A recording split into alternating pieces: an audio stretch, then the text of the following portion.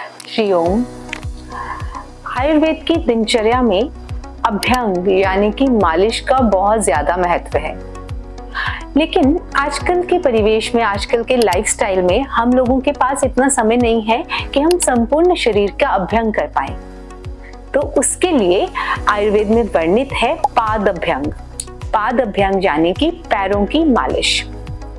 अब पैरों की मालिश करने से फायदा क्या होता है, लेकिन उससे पहले हमें ये समझना है कि अगर हम संपूर्ण शरीर का अभ्यंग नहीं कर सकते तो पैरों की अगर हम मालिश करते हैं तो एक तरह से वो पूरे शरीर की सर्कुलेशन को अच्छा करता है, पूरे शरीर का एक तरह से अभ्यंग हो जाता है।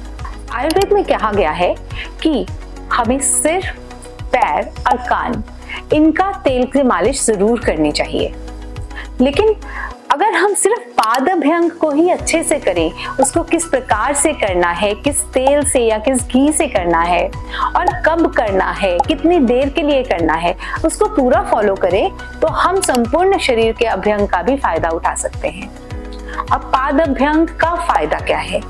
पाद अभ्यंग उन लोगों के लिए बहुत ही महत्वपूर्ण है, बहुत ही लाभप्रद है जिनके पैरों की जो एड़ियां है वो फटी रहती हैं, या जिनका खड़े रहने का काम है, जिनका चलने फिरने का काम है, बहुत ज्यादा चलना पड़ता है।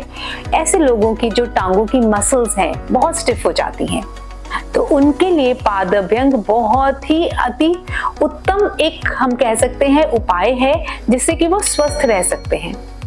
अब पाद अभ्यंग के और फायदे क्या हैं?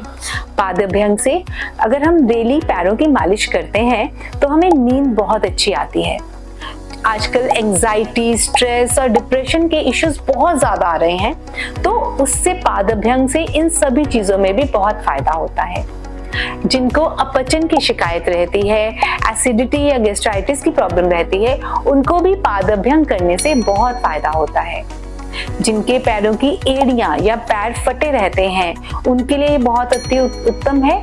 सबसे इम्पोर्टेंट है शियाटिका जिन लोगों को रहती है। शियाटिका का पेन हमारे ऊपर से हिप से नीचे के पैरों तक जाता है, जिसमें कि शियाटिका नर्व दबती है। तो ऐसे लोगों के लिए भी पाद अभ्यंग बहुत इंपॉर्टेंट है, क्योंकि इससे हमारी पैरों की जो जितने भी नर्व्स जाती हैं वो स्ट्रांग होती हैं, मसल स्ट्रांग होती हैं और हमें जो दर्दें हैं वो कम हो जाती हैं। अब पाद अभ्यंग करना कैसे है?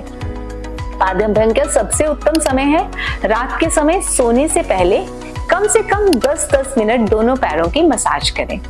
अब आप कहेंगे कि हमारे पास तो सोने का भी टाइम कम होता है, हम पैरों का अभ्यंग कैसे करें? तो फ्रेंड्स, बात यह है कि अगर आप पाद अभ्यंग करेंगे तो आपको जितनी नींद आएगी वो गहरी आएगी और वो आपको बहुत ही फायदा देकर जाएगी। इसलिए पाद अभ्यंग जरूर करें। अब करना कैसे है? जो लोग वात और कफ रोग से पीड़ित हैं उन लोगों को अपनी जो मालिश है वो महानारायण तेल से कर सकते हैं, ठीक है, या फिर वो तिल का तेल बहुत उत्तम माना गया है, उससे पैरों का अभ्यंग कर सकते हैं।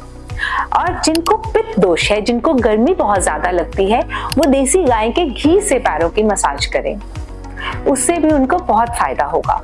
या जिनको डायबिटिक न्यूरोपैथी रहती है, पैरों में जलन रहती है, बहुत ज्यादा टिंगलिंग सेंसेशन होती है, उनके लिए भी देसी गाय का घी, उससे पाद अभ्यंग करना बहुत ही उत्तम माना गया है। अब 10-10 मिनट के लिए करना है, कौन से घी से करना है, कौन से तेल से करना है, ये मैंने आपको बताया। अब किस समय करना है? समय हमेशा सोने से पहले अगर पाद अभ्यंग करेंगे तो बहुत ही अच्छा है।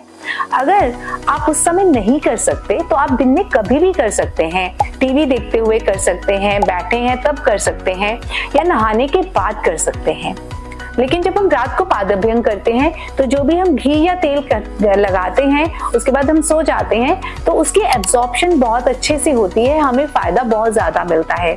पैरों में बहुत सारे एक्यूप्रेशर पॉइंट्स होते हैं तो वो भी दबते हैं और हमारी सारी जो इंटरनल ऑर्गन्स हैं वो भी हेल्दी रहती हैं। तो फ्रेंड्स, आज से ही आप पाद अभ्यंग करना शुरू कीजिए और इससे आपको क्या लाभ मिलता है उसके बारे में मुझे कमेंट करके जरूर बताइए। ऐसे ही और जानकारी प्राप्त करने के लिए हमारे चैनल को सब्सक्राइब करें। धन्यवाद।